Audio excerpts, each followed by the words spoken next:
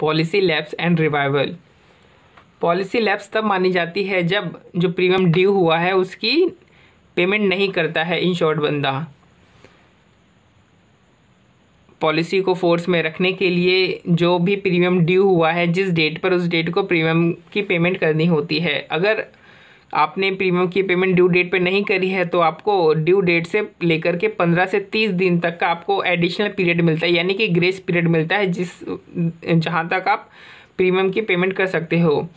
अगर आपने इन grace period के दौरान अगर आपने पेमेंट कर दी प्रीमियम की तो ये माना जाएगा कि आपने ड्यू डेट पर ही प्रीमियम की पेमेंट करी है। लेकिन अगर आप इस ग्रेस पीरियड के बाद भी पेमेंट नहीं करते हो तो आपका पॉलिसी लैप्स हो जाएगा। तो इसमें रोल ऑफ ऑडिटर क्या होते हैं? तो ऑडिटर का प्राइमरी ऑब्जेक्टिव होता है चेक और कंफर्म करना कि जो ड्यू डेट्स है सभी पॉलिसीज़ की वो ड्यूली रिकॉर्ड की जा रही है कि नहीं की जा रही है, और मॉनिटर प्रॉपर्ली करी जा रही है कि नहीं कि ड्यू डेट पर प्रीमियम आ रही है या नहीं आ रही है। अगर प्रीमियम ड्यू डेट या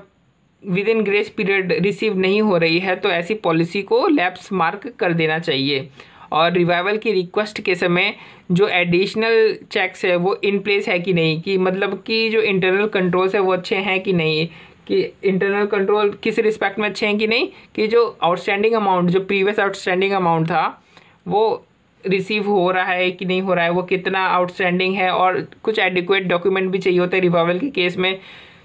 तो वो ऑब्टेन किए जा रहे हैं कि नहीं किए जा रहे हैं पॉलिसी को रिवाइव करने से पहले। तो पॉलिसी की जब रिवाइवल की रिक्वेस्ट आती है तो आपको दो चीज़ें चेक करनी पड़ती है इंटरनल कंट्रोल से रिलेटेड, कि जो आउटस्टैंडिंग अमाउंट है उस रिसीव हो रहा है कि नहीं हो रहा है, और जो एडिक्वेट डॉक्यूमेंट है वो भी रिसीव हो रहा है कि नहीं हो रहा है।